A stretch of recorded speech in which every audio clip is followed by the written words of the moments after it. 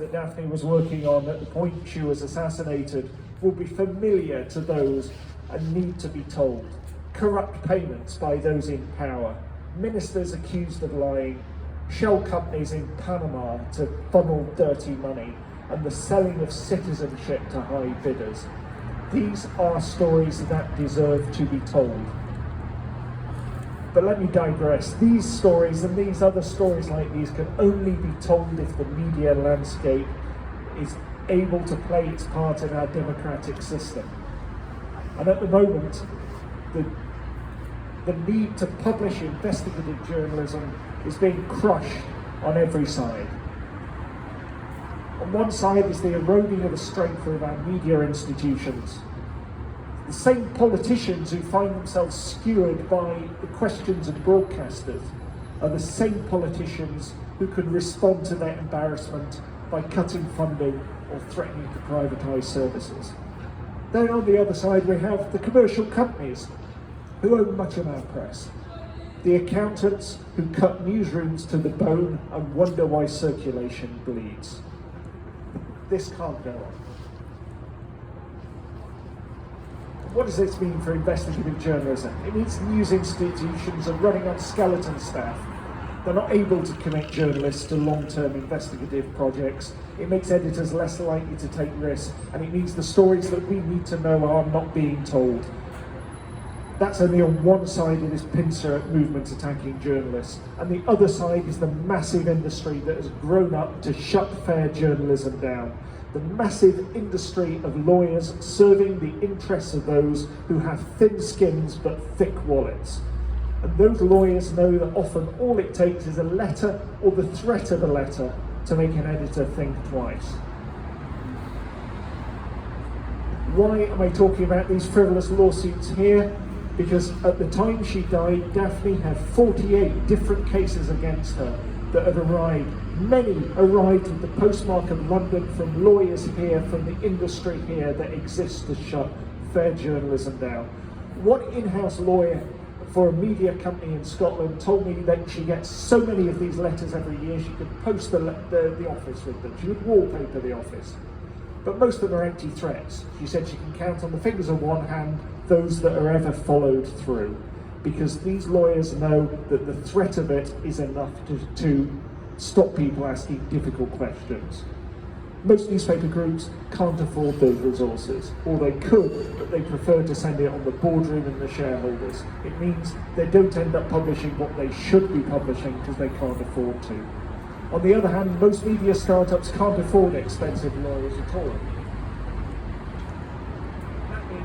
That means they can't often publish what deserves to be published, even though they want to, even though they're in the right, even though they have the truth in front of them.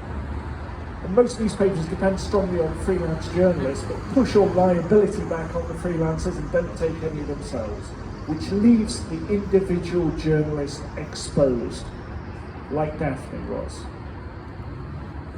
Many of these legal threats, baseless, shameless, bullying tactics like the 48 she faced, are bullying dressed up in a wig and a gown, and often originating from London again. So as we stand here on the 5th anniversary of her murder, it's important to recognise that her legacy is not just that she investigated so fearlessly. It's not enough to recognise that she investigated so doggedly. And it's not enough that she recognised that she did this knowing the huge risk to herself. It's exceptional that she did it at all. And that's why we stand here, and that's why we fight for justice for Daphne. But let's look to the future. Colleagues, friends out there in our schools, our classrooms, our universities, indeed our homes, are the next generation of journalists who we will depend upon to expose wrongdoing, who want to shift the needle on accountability of public servants, and who will want to hold our institutions to account. Our job in remembering the legacy of work of Daphne Caruana Galizia is to work towards a better landscape and a better world in which those future stories can be heard and corruption can be exposed. Thank you.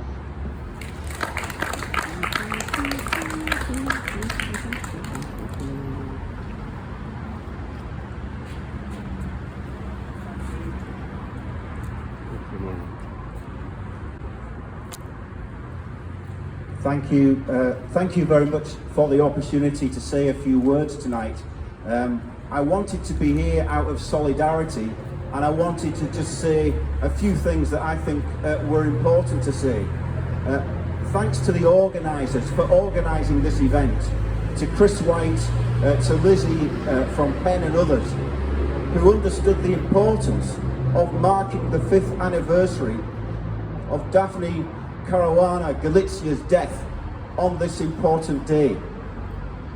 You know, it's a fact that journalists die in combat zones, in war-torn countries, reporting from the front line. But what we are marking tonight is the death of a journalist in a country during peacetime, in a quiet country lane. She wasn't just killed, she was assassinated. Censorship of the most heinous kind. And what it tells us is that Daphne was doing a good job, that she was getting close to those uncomfortable truths for those in power. And I want to say how important it is that we have independent, investigative journalists, journalism, media outlets. And it's important that everybody, whatever their political stripe, socialists, nationalists, liberals, Greens, Conservatives, anyone who is a Democrat needs to defend that principle of the freedom of the press. At the moment, the right to free speech, the right to protest, the freedom of association are all under threat, and we must all come together to resist those who were to try to take those freedoms away. The best way that we can commemorate the life of Daphne is to keep alive those values that she lived by. Search out the truth, root out and expose corruption, and keep alive the hope that we can build a better society. Thank you very much.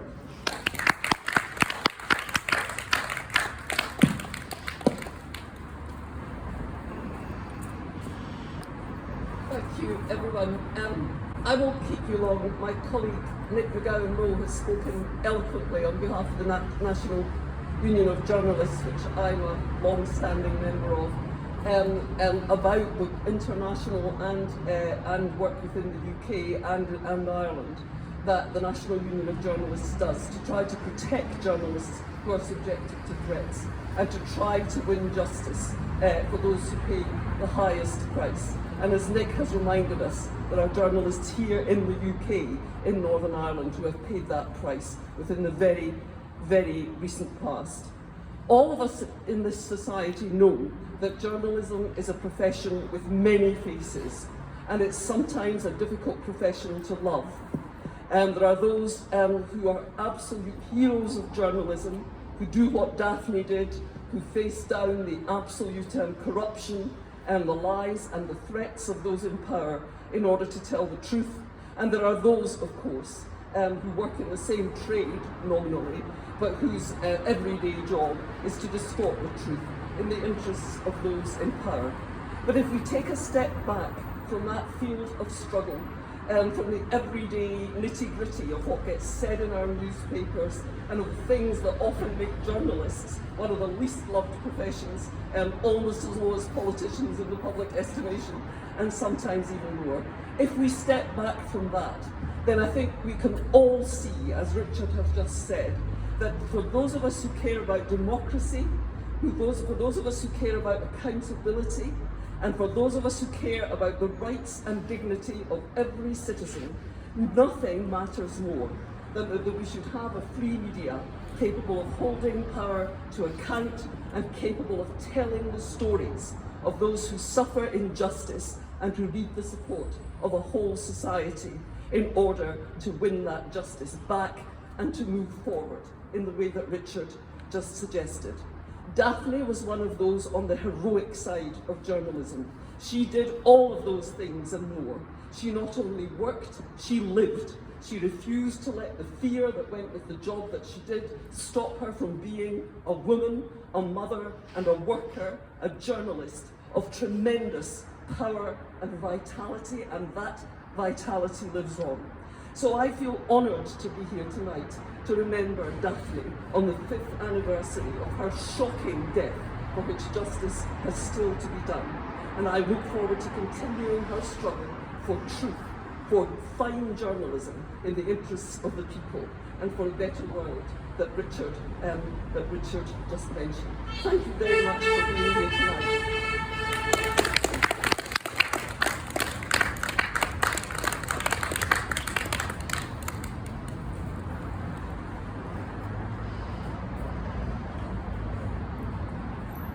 Hello. Hey, yeah, I'm not going to go over what everyone else has said, because I think there's been some incredibly powerful speeches.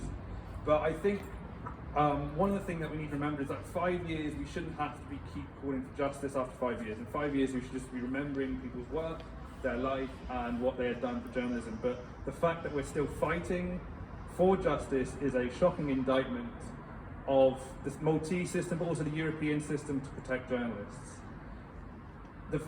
This is a case that has been marred by impunity for years and years and years. And what Lizzie said earlier, every inch that we've accomplished has had to be fought for by the family. This is not a system that works. This is not a system that when we have a journalist murdered, that the case is transparently dealt with. Every inch has been fought for. The public inquiry, as Lizzie said, the government didn't want it, it had to be fought for. Progress in the actual investigation had to be fought for. Movement against slaps had to be fought for. Every stage, even getting magistrates off who were too close to Daphne's coverage to get them off the case had to be fought for. Every stage, every inch had to be fought for. And this is a family. When I think about this campaign, this is time robbed from the family so they can mourn their mother, their partner, their colleague, their friend. And that is what makes this so heinous. But we can't just look at the murder. The murder didn't happen in isolation. As Ricky pointed out, there was an arson attack against Daphne in her home as her family slept. Her children were young. Her dog was poisoned. At one point, a defamation action against her prevented her from accessing her bank accounts, so she couldn't access the money that her family needed. So all of this has accumulated to the point of the murder. The murder did not come out of nowhere. And Malta, a lot of the Maltese state like to think that it was an aberration. It was not an aberration. This was a heinous crime that was years in the making. And we need to look at the signs, because unfortunately in Europe, in the last 6 or 7 years, she is not the only one. We've already mentioned Lyra McKee, Martin O'Hagan. There's Yorgos Karavais in Greece, Peter de Vries in Netherlands, Jan Kuciak and Martina Kuznerova in Slovakia, Kim Wall in Denmark. And this is Europe, one of the most secure and safe continents in the world for journalism. Yet we've had these murders happen. And some of the investigations have been better than others. They're still fighting for justice on Jan and Martina's murder in Slovakia. There's still no definitive action in Greece or in the Netherlands. So this is a call to arms for all of Europe that this needs to happen. And I've worked with journalists who sometimes it feels like their murder could be just around the corner, because of how brutal the threats against her and how inadequate the responses are to stop anything escalating. And we need to see, while we remember Daphne's legacy as a courageous journalist and a fighter for the public's right to know, we also must see it as a wake-up call for Europe. And not just in murders. As Nick pointed out, there were 48 slap actions against her when she died. A grotesque quirk of Maltese law meant that those legal actions were passed on to her estate when she died, so they had to defend the actions. Oftentimes not knowing the sources, so they couldn't even defend the factual basis of it because they don't know the sources who Daphne spoke to. These actions are there to isolate, intimidate and silence journalists. Malta is almost the island made of slaps, but the UK is the legal jurisdiction that makes slaps possible. UK government is slowly moving towards changing this. Scotland, nothing's been done in Scotland, and we need anti-slap mechanisms in Scotland. We may not be the legal jurisdiction used as much as England and Wales is, but that is a lousy excuse, frankly. I'd rather us be forewarned and never have to use it than find ourselves embroiled when cases move up here. So this is a call to action for everything, that we need to actually make sure that the environment that makes the murders of journalists possible is also expunged. And then we can remember Daphne for her work and for her life, and then her family can finally mourn, because campaigning has robbed them of that. And I just want to say, I mean, I've worked on this case, for 5 years, and you shouldn't have to work on a case this long, and that itself isn't horrible. So I will hope by the 6th anniversary, we can just mourn and celebrate, and not call for justice. Because every year we call for justice, but 6 years in, we should be able to read her work, read her bylines, and just remember what she did and how she contributed to such a vibrant right to know in Malta and in Europe. Because this is, it's too much for her family, for the people of Malta, to have to sort of bear every year. So yeah, I would say please read as much of her work as you can, and we just need to push. And you know, as Lizzie pointed out, there are two guilty sentences today, but that's not justice, that's partial justice. I think like every inch has been fought for, that is a couple more inches there that we are towards justice, but we're still, I don't even think the end's in sight yet. We have Jorgen Fennick's trial coming up, and there'll be more. And also the recent media reforms in Malta were laughable. They were an insult. It felt like they wanted to be the first European Union country to bring forward anti-slap mechanisms, and they were poor. And no journalist was consulted, and it felt like another attempt to just brush this under the carpet. And we need robust, meaningful reform that journalists have consulted with, that journalists' voices have been heard, readers' voices have been heard, and then implemented and then monitored and then robustly defended, so this doesn't happen again. And any more journalists that dies for their work is a demonstration that the system is not working. So thank you so much for coming. Thank you, Lizzie, Scottish Ben, everyone for inviting me. Yes, I don't know.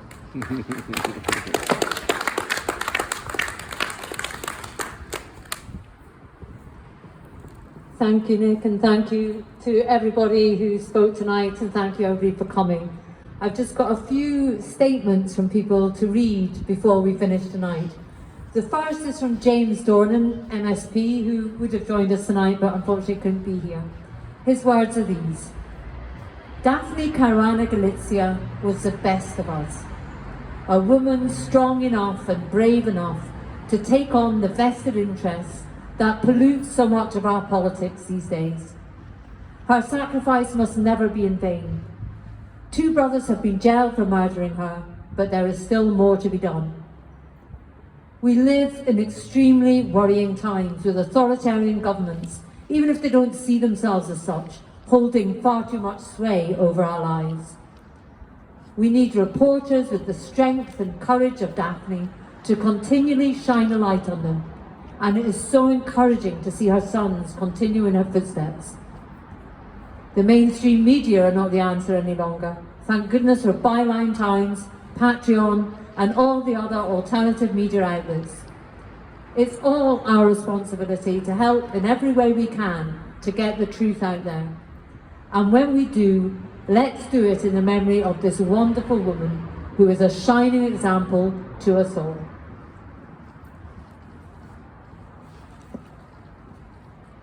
The next message comes from Ross Greer, MSP and External Affairs spokesperson for the Scottish Greens.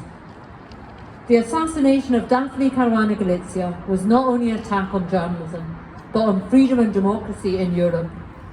Attacks on investigative journalists are becoming dangerously commonplace in an age where the pursuit of justice is needed more than ever, whether they be in America, Turkey, Hong Kong, or within the European Union. No one should go to work in the morning afraid that they may not come home. But across the world, this is exactly the risk that many journalists have the courage to take. Daphne was one of these journalists, despite her reporting in a nominally free and safe European democracy. Her legacy will live on in her body of work, the activities of her friends and family who are still fighting for justice, and in the inspiration she has provided to all those speaking truth to power. The next message comes from Pauline McNeill, MSP and Justice Spokesperson for Scottish Labour. Daphne Caruana Galizia's brave journalism challenged political opacity and corruption. Her work held the powerful to account, and she leaves a strong legacy of fighting for human rights in Malta and around the world. Investigative journalism is integral to a healthy democracy, and we must protect it. Daphne's assassination was a violent attack on free speech, which cannot be repeated. Our thoughts are with Daphne's friends and family today, and as Daphne battled to realise justice for all, we must demand justice for her memory.